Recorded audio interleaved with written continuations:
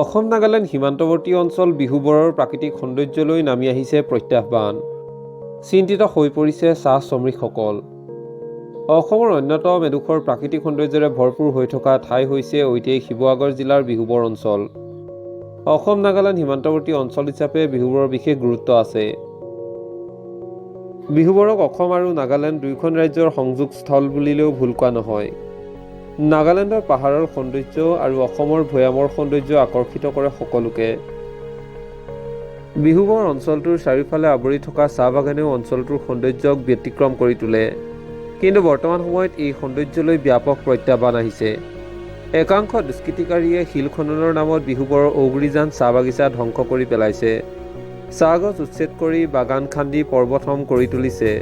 ফলশ্ৰুতিত প্ৰাকৃতিক সৌন্দৰ্যৰ প্ৰতি ব্যাপক প্ৰত্যাহ্বান অহাৰ সমান্তৰালকৈ চাহ বাগানৰ চাহপাত টুকি বাগানৰ ওপৰত নিৰ্ভৰ কৰি জীৱন নিৰ্বাহ কৰা চাহ শ্ৰমিকসকল চিন্তিত হৈ পৰিছে। চুবুৰীয়া ৰাজ্যৰ নাগালেণ্ডৰ নগা আৰু অসমৰ কিছুমান দুষ্কৃতিকাৰীয়ে একত্ৰিত হৈ ঔগুৰিজান বাগান খান্দি ধ্বংস কৰাৰ পাছতে চাহ শ্ৰমিকসকলে ইয়াৰ বিৰোধিতা কৰি ৰাজপথলৈ ওলাই আহিছে। শিল খননৰ নামত প্ৰকৃতিক ধ্বংস কৰাৰসকলৰ ওপৰত প্ৰশাসনে কিয় বিহিত ব্যৱস্থা গ্ৰহণ কৰা নাই, ইয়াকে লৈ প্ৰশ্ন উত্থাপন কৰি অসম চাহ জনজাতি ছাত্ৰ সন্থাৰ লগতে চাহ শ্ৰমিকসকলে দুয়োখন ৰাজ্যকে সংযোগ কৰা মূল পথ বন্ধ কৰি প্ৰতিবাদ সাব্যস্ত কৰে।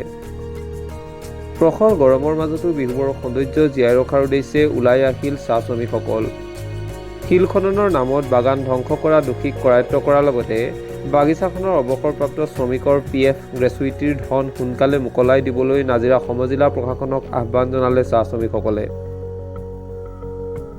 এই 10 বছৰ আগৰ পৰাই ইয়াত শিল খনন এটা চলি আছে আৰু 18 চনৰ পৰা ইয়াত মানে কি আপোনাৰ আমি বিভিন্ন কাৰ্যসূচীৰ জৰিয়তে পথ অৱৰোধক স্মাৰক জিলা আয়ুক্ত মহোদয়ৰ যোগেদি আমি এই বস্তুটো অৱগত কৰিছোঁ আৰু যোৱা মাৰ্চ মাহৰ 9 তাৰিখে আমি জিলা আয়ুক্তক এখন স্মাৰক দিছিলোঁ। জিলা সমিতি যুটীয়া সহযোগত ইয়াত নিৰীক্ষণ কৰি অভিযান বাগিচাটো নিৰীক্ষণ কৰি আমি জিলা আয়ুক্তক এখন স্মাৰক দিছিলোঁ।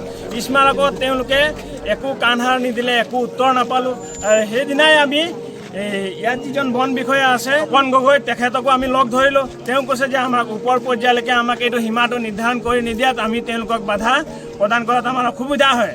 কিন্তু আজি আমিও গম পাইছোঁ এই বাগিচাখনৰ যি মালিক মহম্মদ আৰফানুল্লাহ, কি নামটো নাজানো, এনেকৈ নামটো আছে, কিন্তু তেওঁ এই শিল খননৰ কাৰণে বোলে গভৰ্ণমেণ্টক ৰয়েলিটি দি মেলি ইয়াত বোলে উচ্ছেদ কৰে, শিল খনন কৰে আমাৰ শ্ৰমিকসকলে যিসকল অৱসৰপ্ৰাপ্ত হৈছে তেওঁলোকক মানে কি যি PF গ্ৰেচুইটি দিয়া এক ব্যৱস্থা কৰিছে আৰু এইটো জিলা আয়ুক্তৰ যোগেদিও মানে কি সেইটো কিবা চুক্তি হৈছে বুলি আমি গম পাইছিলোঁ। কিন্তু সেইটো কেনেকৈ চুক্তি কৰিব পাৰে?